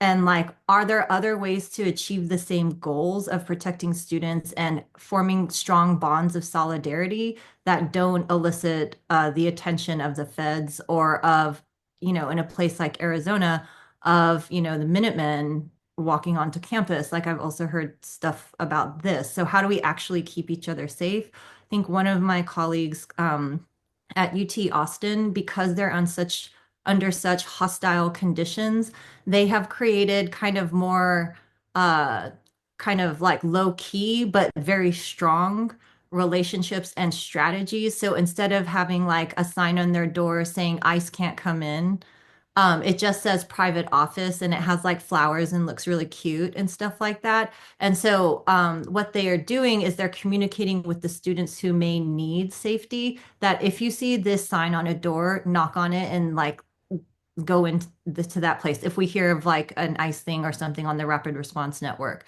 they've created like a phone tree because they don't want to use emails. So like they're going super old school with it, but they are protecting their students. And even though they have a feckless, spineless university administration, they themselves are building protective kind of like a they're building their own force field. So I think it really depends on the context, like what kind of university you're at, whether it's public or private, what kind of state it's in, and then what's around your exact location. So there's also folks who are in liberal states, but they're in more rural red areas of those states, and so the conditions are going to be different there as well. So to me, it just feels very um, specific what is possible depending on where one is located.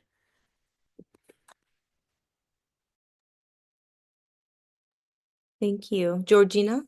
I don't, I'm kind of in the exact opposite space to you, Malay, in the sense that I'm in an institution that is predominantly white, extremely privileged.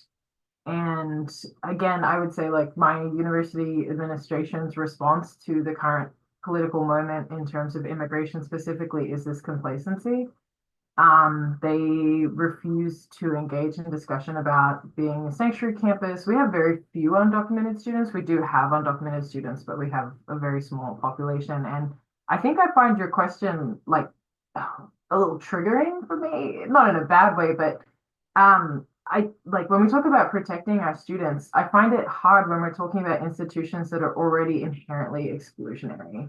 And like to even get to that point where someone is a student of a university is to get to a point of privilege. Not to say that undocumented students are privileged in that way, but I live in a world where the public schools that are located on the same campus as the university where I live are predominantly minority serving public schools. They have like 35% of the students are from Latinx backgrounds, and they have, and then the other 50% are African American Black, but they don't come to our university, right? So like part of the answer for me is to try and push the institution to actually be a space of inclusion and a space of safety from the beginning. So to kind of presume that universities are a space that can provide that safety is itself like a sort of a hypocrisy in the state that I'm living in. So trying to do the work of actually connecting with the local community for me doesn't mean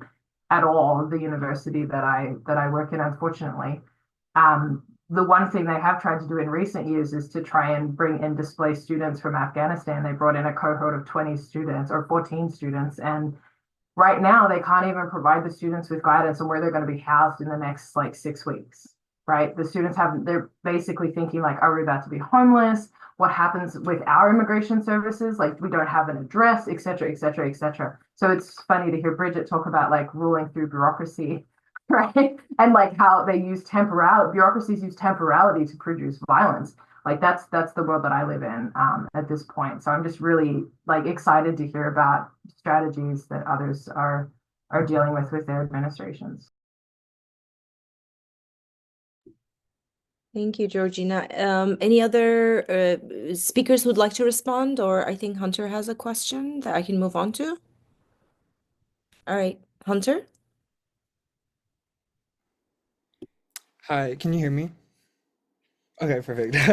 Sorry, just what you were saying just now was like reminding me kind of like of, I think Naomi, you had mentioned it earlier, was talking about like the question of like what research needs do like local communities and organizations have. And I'm kind of like wondering, in this kind of like conversation on like the possibilities of like transforming academic institutions and like these spaces, kind of like what role like bringing in local communities and organizations, kind of like what you've already been saying, like if you could just kind of like talk a little bit more about the possibilities of like those kind of engagements and relations as being something that can actually like really transform like radically like the institutions that we're all a part of.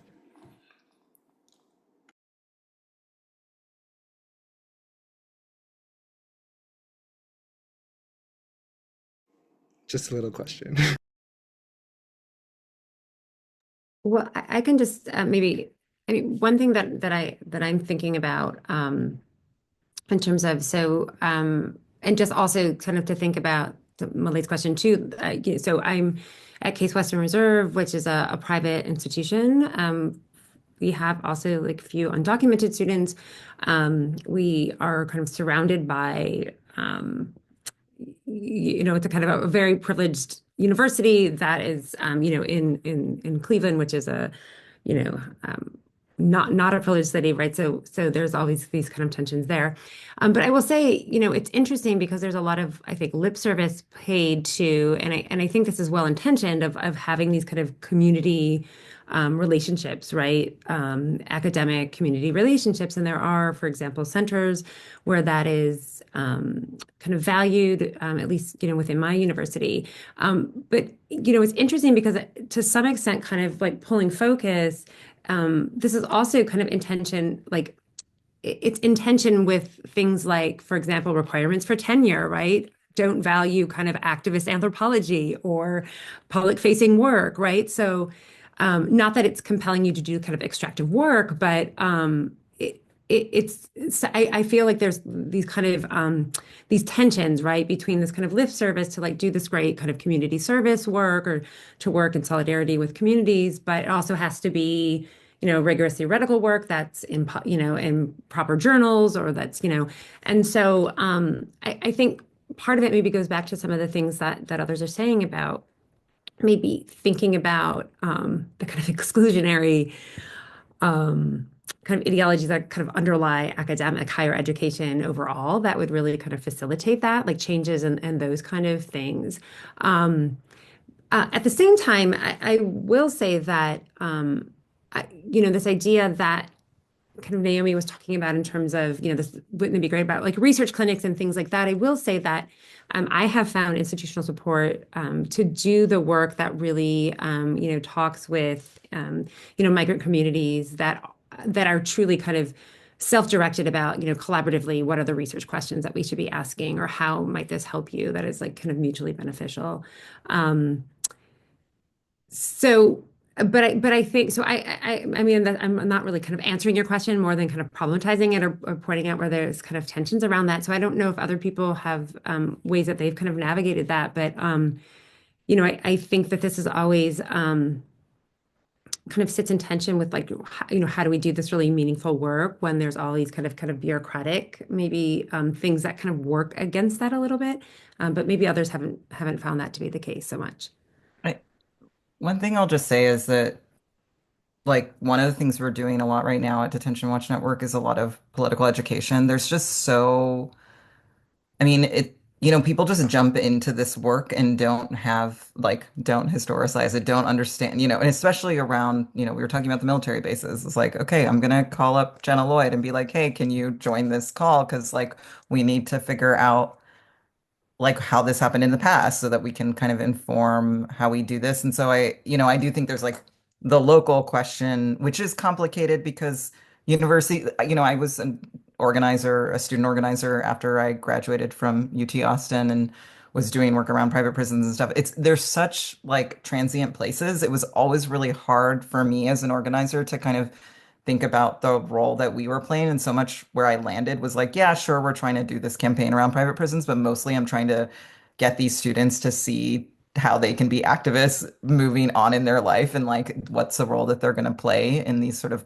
bigger questions around creating change and social change. And so, I think it's really dependent on location, but I do think in the context, like one thing that was so wild to me when I started writing was just how much like there's all these folks who had written about our work or had been thinking about these questions that like never reached out to us, and we're sort of doing it in this like sort of detached way. And so just like what is the way to engage with people who are doing this work, and what can you offer in the research that you've done to help like inform the strategies and the ways that we might approach this. I think we desperately need that right now because the historical memory is so short. And half the reason I wrote the book was that I was like working with all these folks who are in the Trump era moment, being like not recognizing how much work had happened under the Obama years. And so just wanted to offer that. Great. Thank you, Silky. I think Emily had a question. She said was kind of like tied to hunters, so maybe we can take that. And then I'm also seeing some comments on the chat too. Yeah, thank you. Hi, everyone. My name is Emily Wheeler. I am also in Chicago. Hi, Naomi. I feel like I recognize your Zoom background from other Zooms, maybe. But I am I'm the lead staff of an organization here in Chicago called the Sanctuary Working Group. So I am very much not an academic or in academia right now at all. I'm very much mostly on Zooms with other organizers and things, so not quite used to this environment, but wanted to kind of uh, similar to what Hunter was just asking in terms of involving community organizations in academic work and specifically in research. And I'm very excited to get into the book recommendations that were given out, so I'm looking forward to that. But right now, what I am experiencing as a community organization member and as a community organizer is, kind of this tension between wanting to be involved with academics who are coming to us and saying, we really want to research X, Y, and Z, and we want to help you guys in whatever way we can. And especially right now I know everybody has talked a lot about funding on this call, and that's a huge topic. Like I was on another Zoom this morning with a bunch of organizations on the border and in some interior sanctuary cities. And 3/4 of the organizations on that call are having to shut down because there's no funding. And, I think right now, one of the things that I am struggling with is like in the nonprofit industrial complex, where is our funding coming from? And what is our relationship to these universities that are offering like stipends or grants that are attached to this research? And, I think one of the question I had is related to, I guess, the relationship between, like everybody was just talking about, the university and the community in which the university sits, and also, the theme of research. And I'm not as familiar with like all that is involved in researching, but I'm in this relationship that I have with some professors at DePaul through the DePaul Migration Collaborative. We're doing research on housing and homelessness as a feature of migration. And, just I think one of the struggles that I'm having is talking to people who are so removed from the organizing space and trying to kind of get on the same level in terms of all the information that we all have and how, like, I don't know, this isn't a very well-formed question at all, but just kind of like, how do we reconcile like the need for research? And again, maybe this question is answered in the books that were recommended, but like wanting to be involved in research, but wanting to do it in a way that actually makes an impact and isn't just like catching people up on the things that organizers have been knowing and doing for so long. Yeah, I don't know if any of that just made any sense, but hopefully a little bit. Georgina? Look, Emily, we need you more than you need us. Just recognize that. The way you're talking is like there's this you're seeming like you're not in like that the researchers somehow have something that that you don't. But I think that we need to, like I talked before about debordering our analytical categories or whatever theorization you want to give it, but we need to deborder research too. I mean, none of us are getting money anyway, right? Like what are we so like precious about? You are doing research, right? And the brilliant thing about engaging with anthropology as a discipline and anthropologists is that our work is ethnographic. Our work is like, which basically is just a fun way of saying we research via hanging out with people, right? So it's like you could just, honestly, in my opinion, and it might not be everyone's opinion, you can just put a hat on that says, I'm an ethnographer now, and I'm like, cool. And like, you're the researcher, right? And like, that's how we need to do it. Like, we talk about decolonization, but we still haven't really, like, we haven't decolonized the university, we haven't decolonized research. I know that we need to go through IRBs, et cetera, et cetera. And like, sure, that could be the researcher and the academic institution's job, right? Like I see when I work with community organizations, and I do a lot, because it's the only thing that I think is important about the work I do apart from teaching. I do the IRBs, but the research partners are dictating the context, the questions, what is important, et cetera, et cetera, et cetera. And honestly, I think this needs to be the model that we move forward with, not just because of the financial imperatives, but because that's the moral thing to do, right? That is truly participatory, emancipatory work. So I'm not really sure if I'm answering your question, but just to say that, like, if we're going to talk about decolonizing universities, we're going to talk about, like being anti-racist and abolition, like we need to have the community in the university and vice versa, and not just in like community colleges or predominantly minority serving institutions, which are all under attack because of those labels. The best thing elite institutions can do is to sort of replicate these models at a time when it's most important to do that. And I would just put in a plug for public schools too. I think that more researchers should be engaged with their public schools because that's where the community is, right? That's the makeup of the communities you live in, frankly. And the amount of times that I see public school teachers being dismissed as research collaborators, et cetera, is disgusting. And, these are very elite spaces. So thank you so much for being here, Emily. It's really great. And I think I'll just clarify a little bit. I think what I have been experiencing and seeing is a lot of organizations and people on the ground who are like hanging on by real small threads right now, trying to like do as much as possible. And that includes like getting researchers started on their research and like getting these connections made and like how do we how can we make this better and easier for everyone? Because what I'm seeing right now is people who are already way overburdened having asks, given to them and And you saying, were being exploited. Like that's the thing. And you can like, I guess it's like hard to know with the person that you're working with. Like this has to be like but like the thing is like researchers want to exploit you. They want to go off and write a book about the work that you are about, you're the person who's working 10, 12-hour days, and the researcher like does that for 3 months and then goes and writes it. That is extractive and that is exploitative. And if you don't feel right about it, you say no. You don't need them. Like you don't. And honestly, none of us are gonna have money in a couple of months. I mean, maybe that'll all change in a few years, but it's like we truly need you more than you need us. And you like there has to be. I think as researchers, we need to have a really long, hard look. Like I said before, we need to be doing more local engagement, more participatory work. Anthropology needs to take that seriously, but not to the point where we extract from the people we work with. And there probably needs to be models where we have like MOUs, etc. But it doesn't need to mean more work for these organizations. It's extractive. I don't have an answer, but it's like but accept it, like understand the power that you have. Understand that power.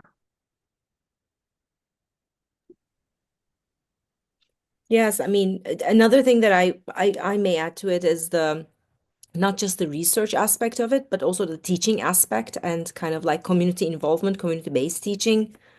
Something that my institution, for instance, sort of like emphasizes, ends up actually being burden on the communities.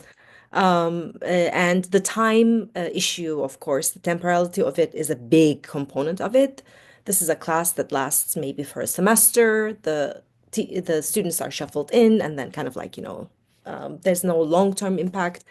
There needs to be some structural changes for this to be a real partnership, a real collaboration that would definitely benefit the community organizations. And I think that's one of the reasons why talking about this moment with sort of a focus on how to get involved, how to support grassroots organizations that are working on this issue, has been really, I think, helpful, useful.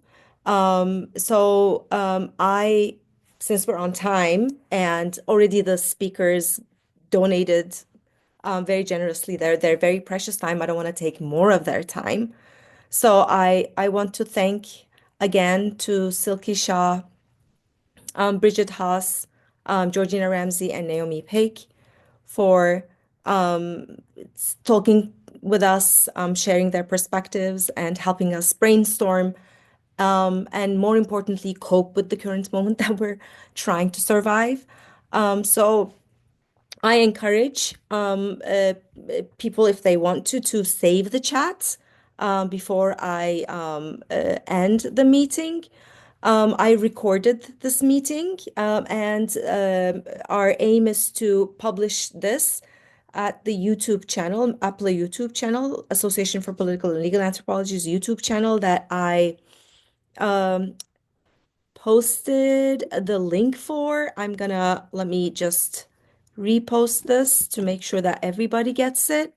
But so that it can be available for people who weren't able to make it to this meeting. Thank you so much again for your time and sharing with us your experience, your perspective. And thank you to the participants for joining us as well. Have a good day. And this is the end of the event. Thank you. Thank you so much. It's really great to be with Bye, you all. everyone. Thank you, everyone. Thank you. Much. Thanks, everyone.